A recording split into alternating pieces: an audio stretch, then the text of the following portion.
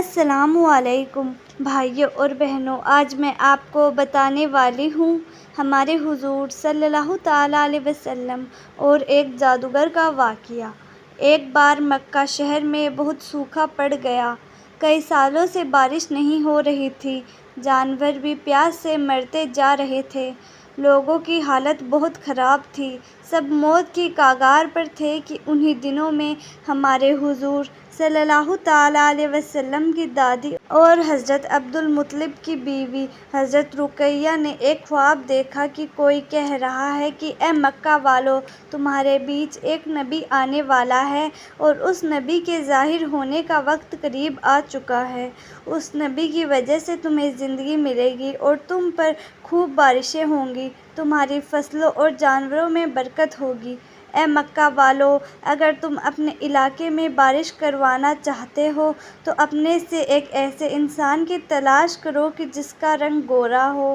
قد لمبا ہو، اس کی پلک لمبی ہو اور اس کی بوہیں آپس میں ملے ہوں۔ وہ انسان اپنے سارے لڑکوں کو لے کر نکلے اور تم میں سے ہر خاندان کا ایک انسان اس آدمی کے ساتھ جائے، سب پاک صاف ہو کر اچھے کپڑے پہنے، خوشبو لگائے اور سب سے پہلے جا کر کعبہ کے پاس حجر اسود کو چومے اور پھر سامنے والے پہاڑ جبل ابو قبیس پر چڑھ جائے۔ اس پہاڑ پر پہنچ کر وہ آدمی جس کے بارے میں اوپر بتایا گیا ہے وہ بیٹھ کر بارش کی دعا کرے اور سارے لوگ آمین کہیں تو بارش ہو جائے گی۔ صبح اٹھ کر ہمارے حضور صلی اللہ تعالیٰ علیہ وسلم کی دادی رقیہ نے یہ خواب جب مکہ والوں کو بتایا تو سب حیران رہ گئے اور کہنے لگے کہ یہ خواب کوئی عام خواب نہیں ہے بلکہ اللہ کی طرف سے ہمیں پیغام بھیجا گیا ہے کہ ہم سب اس طرح پہاڑ پر چڑھ کر دعا مانگیں تو ہم پر بارش ہوگی۔ اسی لیے چلو اور اس آدمی کو تلاش کرو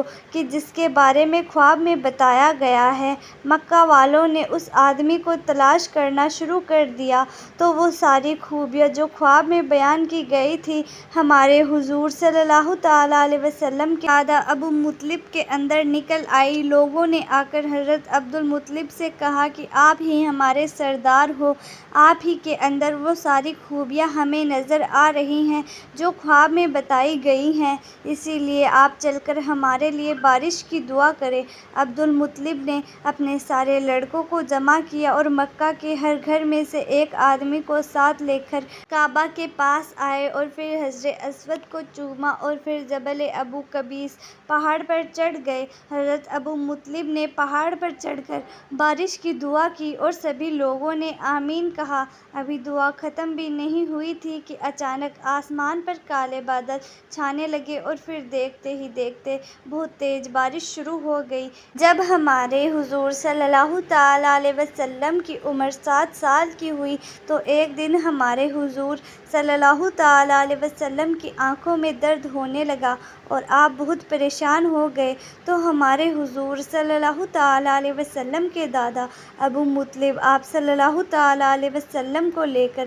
ایک جادوگر کے پاس گئے۔ ابو مطلب نے اس جادوگر کا دروازہ کھٹکھٹایا لیکن اس نے دروازہ نہ کھولا۔ جب اس جادوگر نے بہت دیر تک دروازہ نہ کھولا تو ہمارے حضور صلی اللہ تعالیٰ علیہ وسلم اپنے دادا کے ساتھ باہر کھڑے رہے تو اچانک اس جادوگر کے گھر میں زمین ہلنے لگی اور زلزلہ آ گیا تو وہ گھبرا کر باہر نکلا۔ جب اس جادوگر کی نظر ہمارے حضور صلی اللہ تعالیٰ علیہ وسلم پر پڑی تو وہ حیران رہ گیا اور کہنے لگا، اے ابو مطلب، یہ بچہ تمہارا کون ہے؟ حضرت عبد المطلب نے کہا، یہ میرا پوتا ہے اور عبداللہ کا بیٹا ہے۔ تو اس جادوگر نے کہا کہ اے ابو مطلب، یہ لڑکا اس امت کا نبی ہے، اگر میں ابھی اپنے گھر سے باہر نہ نکلا تو گھر کی چھت مجھ پر گر جاتی۔ اے ابو مطلب، تم اس لڑکے کی حفاظت کرنا اور اسے یہودیوں سے بچا کر رکھنا، ورنہ اگر وہ لوگ اسے دیکھ لیں گے تو اسے قتل کر دیں گے۔ اور رہی بات اس بچے کی آنکھوں میں درد کی تو اس کا علاج خود اس بچے کے پاس موجود ہے۔ یہ سن کر ابو مطلب بہت حیران ہوئے اور پوچھنے لگے کہ ایسا کیسے؟ تو اس جادوگر نے جواب دیا کہ جاؤ، گھر جاؤ اور اس بچے کے منہ سے انگلی رکھ کر اس کا تھوک اس کی آنکھوں میں لگا دو، پھر دیکھنا کہ اس کی آنکھیں خود بخود ٹھیک ہو جائیں گی۔ حضرت ابو مطلب نے گھر آ کر یہی کیا اور حضور صلی اللہ تعالیٰ علیہ وسلم کی آنکھیں بالکل ٹھیک ہو گئیں۔ ابو مطلب اپنے پوتے حضور صلی اللہ تعالیٰ علیہ وسلم کا بہت زیادہ خیال رکھا کرتے تھے۔ جب بھی کھانا کھانے بیٹھتے تو جب تک ہمارے حضور صلی اللہ تعالیٰ علیہ وسلم نہ جاتے تب تک گھر میں کوئی بھی کھانا شروع نہ کرتا، اور اللہ کے رسول صلی اللہ تعالیٰ علیہ وسلم کی یہ برکت ہوتی کہ جب بھی کھانا کم ہوتا تو ہمارے حضور صلی اللہ تعالیٰ علیہ وسلم اگر اس کھانے میں شریک ہوتے تو وہ کم کھانا بھی سب کے لیے کافی ہو جاتا اور آخر میں بھی کھانا بچ جاتا۔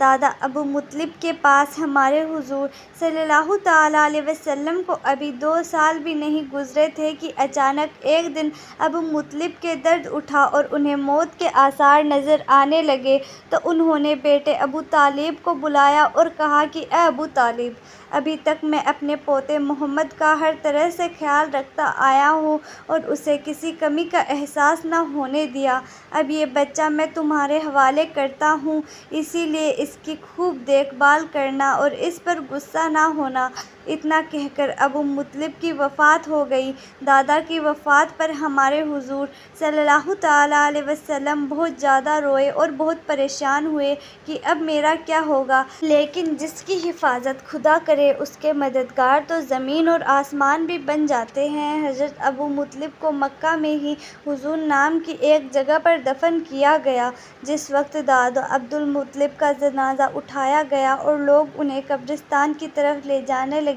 تو ہمارے حضور صلی اللہ تعالیٰ علیہ وسلم جنازے کے پیچھے پیچھے روتے ہوئے چل رہے تھے۔ ایک بار صحابی نے ہمارے حضور صلی اللہ تعالیٰ علیہ وسلم سے پوچھا کہ اے اللہ کے رسول، کیا آپ کو اپنے دادا ابو مطلب کی وفات کے بارے میں کچھ یاد ہے؟ تو حضور صلی اللہ تعالیٰ علیہ وسلم نے فرمایا کہ ہاں، مجھے یاد ہے، میری عمر اس وقت 8 سال کی تھی۔ بھائیوں اور بہنوں، امید کرتی ہوں کہ آپ کو ہماری آج کی ویڈیو پسند آئی ہوگی، لہٰذا اگر ویڈیو پسند آئی ہے تو آپ سے گزارش یہی ہے کہ ویڈیو کو لائک کریں اور زیادہ سے زیادہ لوگوں تک شیئر کر کے آپ بھی صدقہ جاریہ کے حقدار بنیں۔ اور اگر آپ بھی ہمارا چینل پہلی بار دیکھ رہے ہیں یا پھر آپ نے ابھی تک سبسکرائب نہیں کیا ہے تو ہر روز ایسی ہی معلوماتی ویڈیوز جاننے کے لیے ہمارا چینل بھی سبسکرائب کریں۔ ہم ہر روز آپ کے لیے ایسی ہی ویڈیوز لے کر آتے رہتے ہیں۔